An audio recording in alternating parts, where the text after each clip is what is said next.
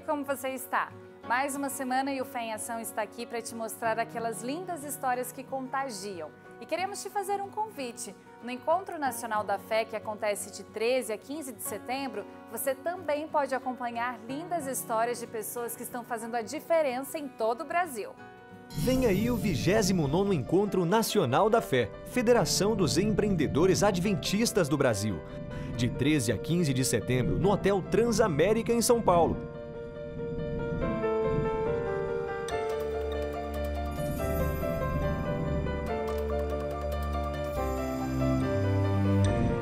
Conheça projetos sociais e missionários de voluntários que estão fazendo diferença no Brasil e no mundo. Presença de Ayrton Keller, Antônio Tostes, Odailson Fonseca, Rodrigo Silva, Ailton Oliveira, Prisma Brasil e Vocal Livre. Avançando pela fé, faça já sua inscrição no site feadventistas.org.br. Para mais informações, acesse feadventistas.org.br. No programa de hoje vamos conhecer duas histórias de superação e otimismo. Testemunhos que podem te mostrar que mesmo com obstáculos difíceis é possível vencer.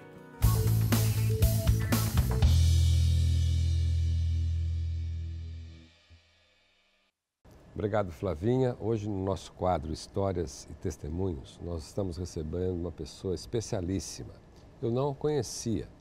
Quando eu conheci, eu fiquei encantado com a sua história e com o seu ministério. E por isso ele está aqui. Eu estou recebendo o Marcelo Cunha. Marcelo, obrigado por estar aqui com a gente, viu? É um prazer, um privilégio. Eu que agradeço, Sérgio, de conhecê-lo e estar participando desse programa que, para mim, é um motivo de grande alegria poder assistir na minha casa e acompanhar os testemunhos que aqui acontecem. Ah, legal.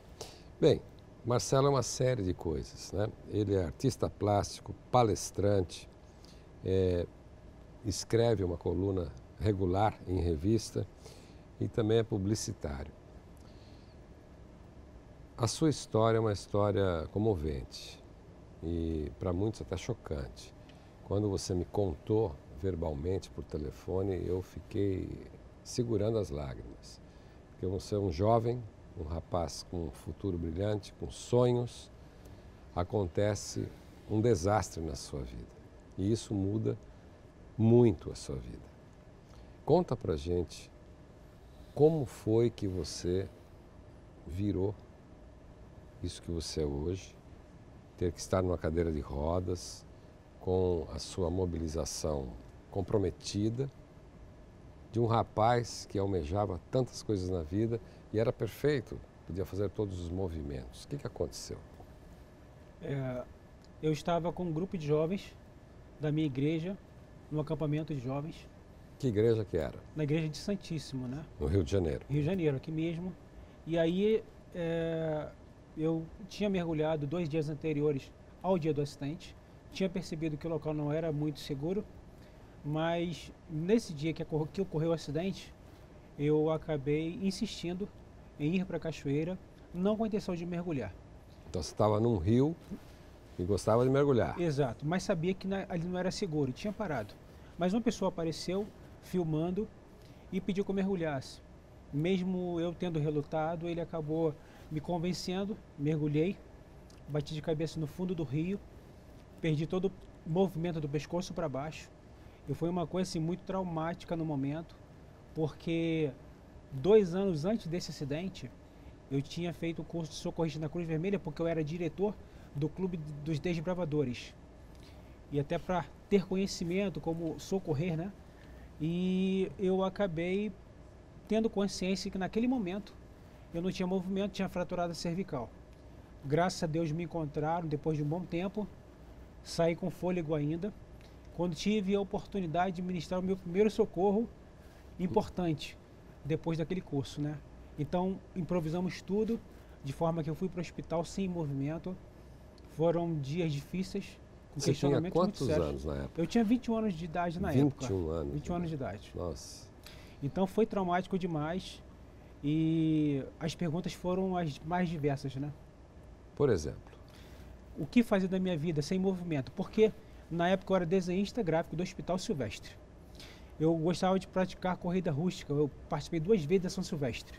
Nossa. Em 88, 89 e no ano seguinte também. Tinha um sonho de viajar o Brasil inteiro e fora do Brasil de bicicleta.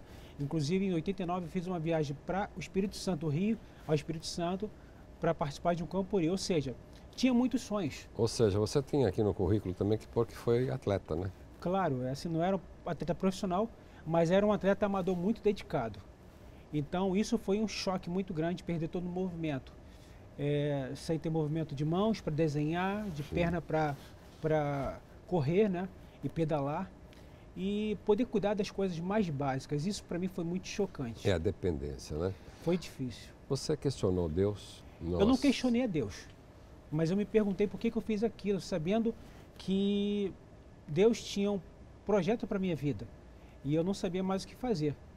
Mas graças a Deus as coisas foram tomando rumo diferente. E um dos presentes que Deus me concedeu foi a clareza de que Ele cuidaria da minha vida mesmo diante de uma decisão incorreta, né? Nessa época você ainda era solteiro. Sim, era solteiro. Você casou, hoje você tem inclusive filho. O Vinícius tem 21 o anos. Vinícius, né? A tua vida hoje, você considera, entre aspas, normal? Sim, tirando a limitação é normal. Eu acho que eu aprendi a conviver com a limitação, que no início para mim foi um grande fantasma, né? Mas eu considero uma vida normal. E as pessoas se tratam de que maneira? Há algum preconceito com relação ao que você faz porque você está nessa condição? Olha, eu costumo até falar muito nas minhas palestras o seguinte, quando me perguntam, né? Que eu acho que depende muito como você se posiciona. Então, eu tenho certeza que eu já fui discriminado, mas eu não tenho olhos para isso. E se houve preconceito também, eu cheguei num nível de pensamento que eu vejo que a minha vida é tão finita, mas ela é valiosa mesmo assim, que eu não tenho olhos para isso. A tua fé foi alterada para baixo ou para cima? Não, para cima, com certeza. Porque eu aprendi a me relacionar com Deus como tem que ser.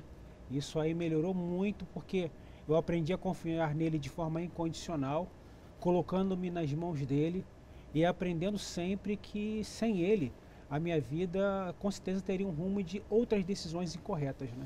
Agora, a sua paixão era pintar, ou uma das paixões Uma fortes. das paixões é pintar.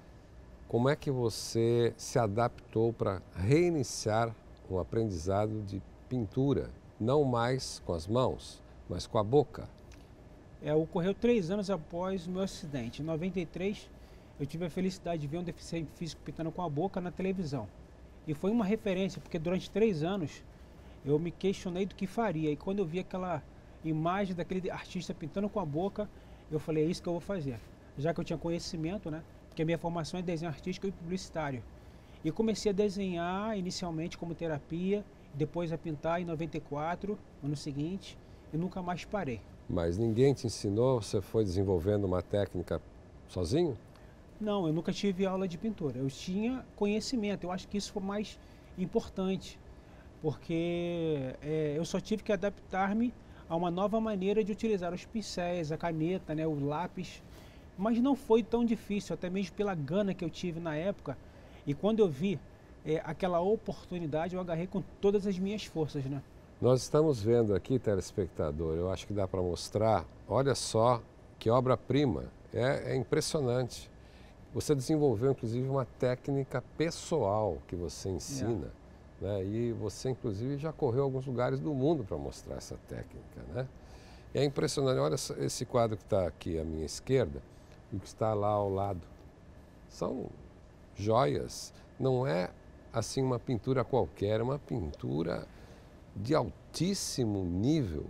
Você é um grande artista, você é um grande... Deus lhe deu essa possibilidade de usar a boca, e não ter as mãos para trabalhar, mas que incrível. E aí você virou professor. Sim, Deus me deu esse talento, paciência e uma responsabilidade de compartilhar um presente tão grande que é a pintura, que para mim, além de ser um trabalho, ele me mantém centrado, né? Porque é um momento que eu não apenas só me relaxo. Você já fez exposições aqui no Brasil e fora do Brasil? Para vários estados do Brasil, acho que os mais importantes, eu tive a oportunidade de expor, Fora do Brasil, eu tive recentemente em Barcelona, expondo no Museu Marintim. Foi um presente de Deus também. Tive na Áustria, no Chile, Buenos Aires. Então são lugares assim, que me permitiram participar com outros artistas, porque eu também faço parte de uma associação internacional de pintores com a boca e os pés. Então, para mim, foi uma alegria muito grande poder estar nesses lugares. Né? E você ensinando isso também para outras pessoas, você divulgando e disseminando também, pelo seu exemplo, o Evangelho. Né? Isso, para mim, foi um outro achado maravilhoso. Eu, atualmente, dou aula de pintura no Espaço Novo Tempo da minha igreja, que frequento agora, que é em Jardim Paulista. Mas eu também dou aula de pintura em congressos, onde tenho a oportunidade de participar, podendo compartilhar esse dom maravilhoso que é pintar. E é interessante, Sérgio, que muitas pessoas chegam às vezes numa oficina ou no curso de pintura dizendo que não conseguem pintar. E eu consigo, com a graça de Deus, sabe, às vezes em pouco tempo, demonstrar que a pessoa consegue pintar.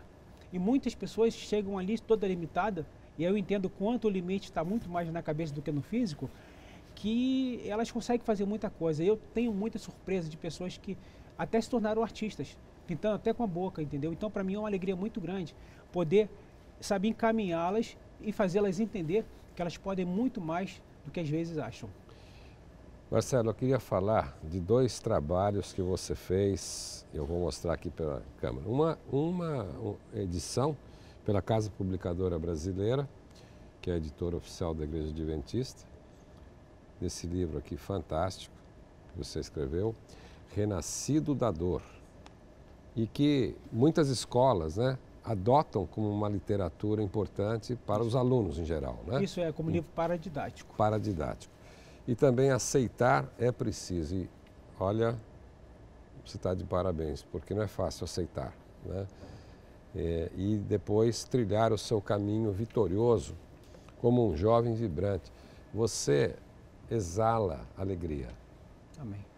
Você sabia disso? Fico muito feliz por isso. Porque, olha, quantos que são perfeitos e não têm talvez 1/10 da iniciativa que você tem. Nada foi barreira para você continuar buscando a sua felicidade em Deus, nos negócios. Você não depende de ninguém, você faz a sua atividade, você é um empreendedor e nos dá muito orgulho disso. E a gente fica muito feliz de saber que a sua história, certamente, vai impactar em muita gente que está nos vendo. Você às vezes reclama da vida, está aqui um exemplo. Ele cometeu talvez um deslize lá atrás, poderia ter evitado, mas aconteceu. Ele deu a volta por cima, Deus o ajudou. Eu fico feliz por isso. Eu fico feliz demais porque a minha deficiência, ela me fez entender quem é Deus. E de uma maneira muito especial, hoje eu consigo ter uma fé que me permite continuar nessa caminhada, podendo escrever, podendo palestrar e poder ter contato com pessoas que eu jamais conheceria se não fosse a minha deficiência e podendo demonstrar quem é Deus, porque Ele, de uma maneira muito especial, se propõe a tomar conta de nós em todas as nossas necessidades. Talvez os nossos sonhos não sejam mais os mesmos, mas talvez não fosse para ser mesmo. Mas isso não me tira a alegria de viver, de sorrir e de poder compartilhar o quanto Deus é maravilhoso na minha vida. Nós conversamos com Marcelo Cunha, foi um prazer enorme, que Deus continue te abençoando, te usando como instrumento do amor de Deus, e que você volte aqui para contar outras histórias no futuro. Eu que agradeço pela oportunidade e espero que de uma maneira muito especial as pessoas que estão nos assistindo possam entender o quanto Deus é maravilhoso e quer nos usar. Querido amigo, se você quiser saber mais sobre ele, você pode acessar o site feadventistas.org.br. Nós vamos dar as informações e você pode rever, inclusive, esse programa inteiro.